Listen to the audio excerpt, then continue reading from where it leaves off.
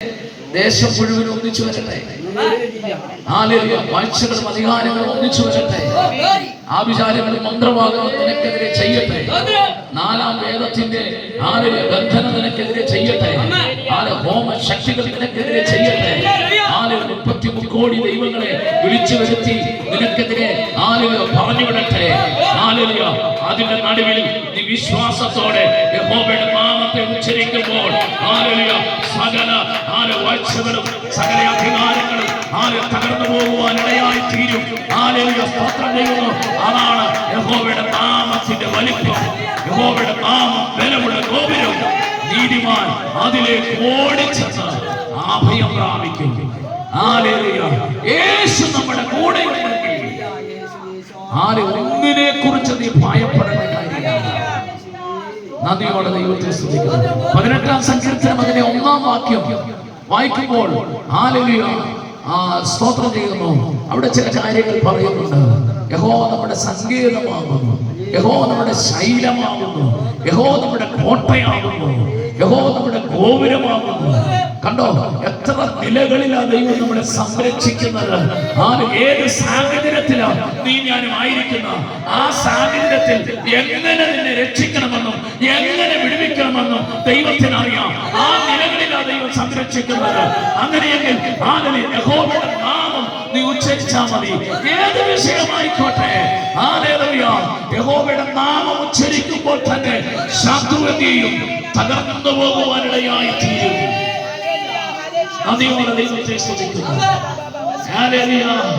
സങ്കീർത്തനകാരൻ പറയുക, ഞങ്ങൾ നിന്റെ പ്രവൃത്തികളെ ഘോഷിക്കുന്നു. കണ്ടോ, ദൈവത്തിന് മഹത്വം കൊടുക്കുമ്പോൾ ദൈവം തന്റെ പ്രവൃത്തി വെളിപ്പെടുത്തുന്നു. കണ്ടോ, ഏത് സാഹചര്യത്തിലായാലും അവന്റെ പ്രവൃത്തി വെളിപ്പെടുത്തുവാനിടയാണ്. ദൈവത്തെ സ്തുതിച്ചാൽ, ദൈവത്തെ മഹത്വപ്പെടുത്തിയാൽ, ദൈവത്തെ ആരാധിക്കുന്ന വ്യക്തിക്ക് വേണ്ടി ദൈവത്തിന് പ്രവർത്തിക്കാതിരിക്കാൻ കഴിയത്തില്ല. അത് ഏത് അവസ്ഥയിലാകട്ടെ, ഇന്ന് പകൽ നന്ദിയോടെ ദൈവത്തെ സ്തുതിക്കുന്നു. സാമ്പത്തിക ബാധ്യതയാണോ, കടഭാരത്തിന്റെ നടുവിലാണോ, സ്തോത്രം ചെയ്യുന്നു. തലമുറയുടെ വിഷയത്തിലാണോ, മാതാപിതാക്കളുടെ വിഷയത്തിലാണോ, കുടുംബപരമായ വിഷയത്തിലാണോ, ഭവനത്തിൽ സമാധാനമില്ലാത്ത അവസ്ഥയാണോ, ഭാരപ്പെടേണ്ടോ, നിന്റെ മേൽ പ്രവർത്തിക്കുന്ന ഒരു ദൈവം അവന്റെ നാമത്തെ നീ വിളിച്ചപേക്ഷിക്കുമ്പോൾ ദൈവം നീതിയായി വെളിപ്പെടുവാനിടയായി തീരും. അവനുമായി ഇരിക്കുന്ന ദൈവമല്ല. ഇന്ന് മകൻ ദൈവത്തിന്റെ പ്രവൃത്തി അവിടുന്ന് വെളിപ്പെടുന്നത് ഓർത്ത് ഞാൻ ദൈവത്തെ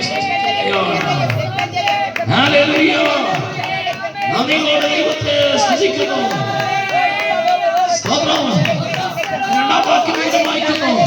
സമയം വരുമ്പോൾ നേരോടെ വിധിക്കും. ദൈവത്തിന്റെ വിധി, ദൈവത്തിന്റെ പ്രവൃത്തി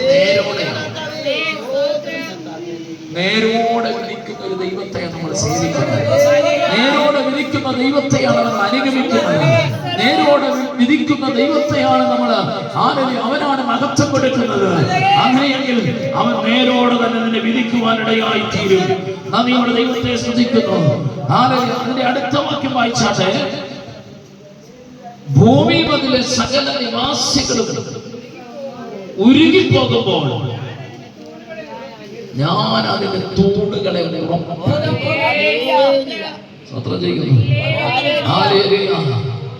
ഭൂമി മുതലെ സകല നിവാസികളും ഉരുകിപ്പോകുമ്പോൾ ഞാൻ അതിന്റെ തൂണുകളെ ഉറപ്പിക്കും. ഭൂമിക്ക് തൂണുണ്ടെന്ന്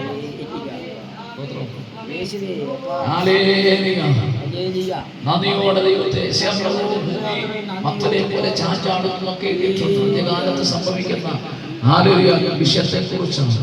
ഭൂമി പൊടുപഴ പൊട്ടുന്നു, കിറുകളെ കീറുന്നു, മത്തനെ പോലെ ചാഞ്ചാടുന്നതൊക്കെ യെശയ്യാപ്രവചനം പ്രവചിച്ചിട്ടുണ്ട്. യെശയ്യാവ് തൂണുണ്ടെന്ന് സങ്കീർത്തനക്കാരൻ ആസാഫ് പറയുക, തൂണിനകത്ത് ഉറപ്പിക്കുമെന്ന്. ഉരുകിപ്പോയാലും ബലം നഷ്ടപ്പെട്ടാലും യഹോവയുടെ ബലം തന്ന് ഉറപ്പിക്കുന്ന ഒരു ദൈവം ഇന്ന് പകലിനകത്ത് വന്നിട്ടുണ്ട്. നന്ദിയോടെ ദൈവത്തെ സ്തുതിക്കുന്നു. യെശയ്യാപ്രവചനം 45-ാം അധ്യായം അതിന്റെ 18-ാം വാക്യത്തിൽ ഒരു വാക്യമുണ്ട്. അവിടെ ഇപ്രകാരം യെശയ്യാവ് പറയുകയാണ്, ആകാശത്തെ ഉണ്ടാക്കിയ യഹോവ ഇപ്രകാരം അരുളിച്ചെയ്യുന്നു, ഞാൻ ഭൂമിയെ നിർമ്മിച്ചുണ്ടാക്കി, അതിനെ ഞാൻ ഉറപ്പിച്ചു എന്ന് എഴുതിയിട്ടുണ്ട്. കണ്ടോ, ഭൂമിയെ ഉറപ്പിച്ചു വെച്ചിരിക്കുകയാ. ദൈവം പറയാതെ അത് ചഞ്ചലിക്കത്തില്ല കേട്ടോ. നിന്റെ ഭൂമിയുടെ മേൽ അവകാശം പറഞ്ഞ്, അധികാരം പറഞ്ഞ്, അതിനെ തകർത്ത് കളയുന്ന തൂണുകളെ ഇല്ലാതാക്കി കളയുമെന്ന് പറഞ്ഞ്, അവകാശം പറഞ്ഞ്, അധികാരം പറഞ്ഞ് കടന്നു വന്നാലും സ്വർഗം പറയുക, ഞാൻ അതിനെ ഉറപ്പിച്ചു വെച്ചിരിക്കുകയാ. ഞാൻ അതിനെ നിർമ്മിച്ചുണ്ടാക്കി.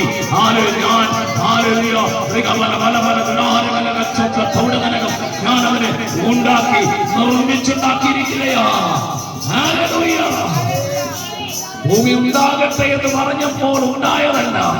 യെശയ്യാവ് പറയുന്നു, ആകാശത്തെ നിർമ്മിച്ച യഹോവ ഭൂമിയെ, അതെടുത്തൊരു വായിച്ച യെശയ്യാവ് 45:18, ആകാശത്തെ ഉണ്ടാക്കിയ യഹോവ ഇപ്രകാരം അരുളി ചെയ്യുന്നു,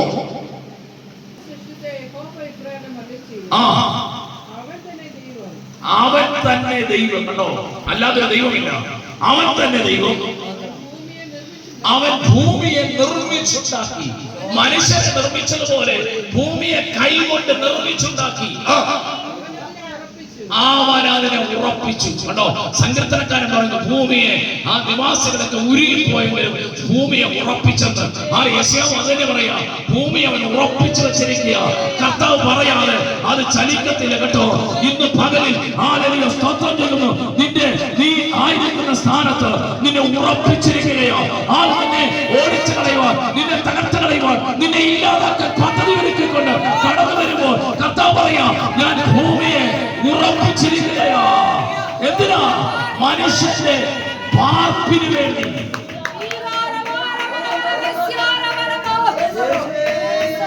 എന്തിനാ ഉറപ്പിച്ചേ? മനുഷ്യന്റെ പാർപ്പിന് വേണ്ടി. നിന്നെ പാർപ്പിക്കത്തില്ലെന്നാ പറയുന്നത്. ഇനി പിശാച് പാർപ്പിക്കത്തില്ലെന്ന് പറഞ്ഞാൽ ദൈവം എന്നെ പാർപ്പിക്കാൻ വേണ്ടി ഉറപ്പിച്ചേ. ഇന്ന് പകലിൽ ആവിചാരങ്ങളും മന്ത്രവാദങ്ങളും നിനക്കെതിരെ വരട്ടെ. നീ ഭാരപ്പെടേണ്ട, നിന്നെ ഉറപ്പിച്ചിരിക്കുക. നീ നിനക്ക് പാർക്കുവാൻ വേണ്ടി സ്വർഗം ഭൂമിയെ ഉണ്ടാക്കി, നിർമ്മിച്ചുണ്ടാക്കി. ഭൂമിയെ ഉറപ്പിച്ചു വെച്ചിരിക്കുക. എത്ര പേർക്ക് ആമീൻ പറയാൻ കഴിയും? എത്ര പേർക്ക് സ്തോത്രം ചെയ്യാൻ കഴിയും? ഇന്ന് പകലിൽ പാർക്കുന്ന സ്ഥലത്തോട് ഓടിച്ചു കളയുവാൻ ഒരു ശക്തിക്ക് കഴിയത്തില്ല. കാരണം അവൻ ഉറപ്പിച്ചിരിക്കുന്നതിനെ ആർക്കെങ്കിലും മാറ്റാൻ പറ്റും? ദൈവം ഉറപ്പിച്ചാൽ ഇന്ന് പകൽ പരിശുദ്ധാത്മാവിനോട് പറയുന്നു, മനസ്സംബന്ധമായി നിന്നോട് പോരാടുന്ന ചില പോരാട്ടങ്ങൾ ഇന്ന് പകൽ ഈ വചനത്തിന്റെ ശക്തിയാൽ അഴിഞ്ഞു മാറുകയാണ്. നിങ്ങൾ ആത്മാവിൽ കണ്ടാരാധിച്ചാട്ടെ. ഇന്ന് പകൽ അവകാശം പറഞ്ഞ, അധികാരം പറഞ്ഞ് കടന്നു വരുന്ന ചില പോരാട്ടങ്ങൾ ഇന്ന് പകൽ യേശുവിന്റെ നാമത്തിൽ ഇന്ന് പകൽ അഴിഞ്ഞു മാറുകയാണ്. എന്നെ ശ്രദ്ധിക്കുന്ന, എന്നെ കേൾക്കുന്ന പ്രിയപ്പെട്ടോട് വ്യക്തമായി വിളിച്ചു പറയാ, നിന്നെ പാർപ്പിക്കയില്ല, നിന്റെ ദേശത്ത് ഓടിച്ചു കളയുമെന്ന് പറഞ്ഞ് മനസ്സമ്മതമായി പോരാടുന്ന ചില ആവിചാര ശക്തികൾ ഇന്ന് പകൽ അഴിഞ്ഞു മാറുകയാണ്. ദൈവ പ്രവർത്തികളിൽ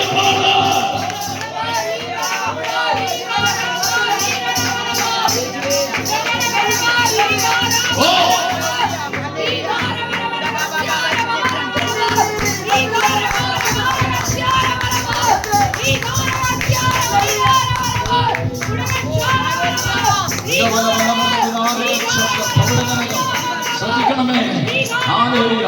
നീ ഭവനത്തിൽ ഇരിക്കുമ്പോൾ, നിന്റെ ഭവനത്തിൽ ഇരിക്കുമ്പോൾ നിനക്ക് വേദനയും അസ്വസ്ഥയും രോഗങ്ങളും പ്രശ്നമാണ്. നീ ഭവനം വിട്ട് പുറത്തിറങ്ങുമ്പോൾ ഒരു രോഗവുമില്ല. തലവെരുപ്പ്, തലവേദന, ശരീരം തളർത്തിക്കളയുന്ന അനുഭവങ്ങൾ മണ്ണുമായി നിന്നെ ബന്ധിച്ച് കെട്ടി നിന്നെ പാർപ്പിക്കത്തിലും ദേശത്തും ഓടിച്ചു കളയുമെന്ന് പറഞ്ഞ് ആവിചാരവും മന്ത്രവാദം ചെയ്യുന്ന ചില മന്ത്രവാദ ശക്തികൾ ഇന്ന് മകൻ അഴിഞ്ഞു മാറട്ടെ. എന്നെ കാണുന്നവരോട് ദൈവം പറയുകയാണ്, നിനക്ക് വിരോധമായി ഒരുക്കുന്ന പിടികൾ, പദ്ധതികൾ ഇന്നലെ യേശുവിന്റെ നാമത്തിൽ ആരാധിച്ചാണ്. ഇന്നലെ മണ്ണ് സംബന്ധമായി, ഭൂമി സംബന്ധമായി ഇന്ന് അഴിഞ്ഞു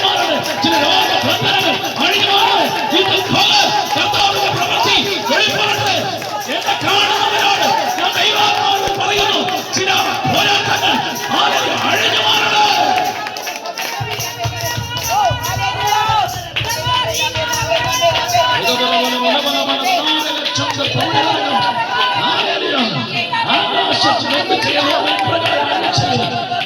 തന്നെ ദൈവം, ഞാൻ തന്നെ ദൈവം. ഞാൻ ഭൂമിയെ നിർമ്മിച്ചുണ്ടാക്കി, ഞാൻ ഭൂമിയെ നിർമ്മിച്ചുണ്ടാക്കി. ഓ ഹല്ലേലൂയ. എന്തിനു വേണ്ടി? മനുഷ്യന്റെ പാപത്തിന് വേണ്ടി.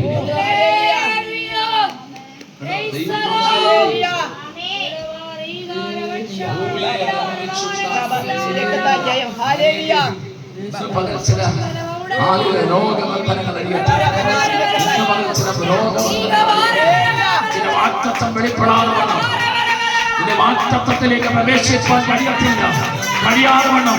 മണ്ണുമായി നിന്നെ യോജിപ്പിച്ച് ബന്ധിച്ചതിന്റെ ബന്ധന ശക്തികൾ ഇന്ന് മുതൽ യേശുവിന്റെ നാമത്തിൽ അപ്രത്യക്ഷമാകട്ടെ. ഇന്ന് മുതൽ സംഭവിക്കാം. ഇതിനകത്ത് വിടുതൽ നടക്കുന്നു. ആത്മാവിൽ കാണാൻ ആരാധിക്കാൻ.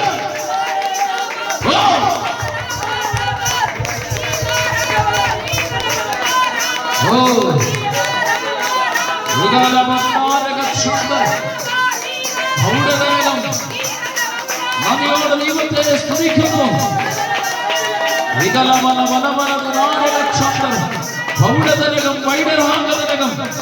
ഇന്ന് പകലിൽ ദൈവത്തിന്റെ കരമവിടുന്ന് വെളിപ്പെടുന്ന വലിയ കൃപയ്ക്കായി ഞങ്ങളെ സ്തുതിക്കുകയോ.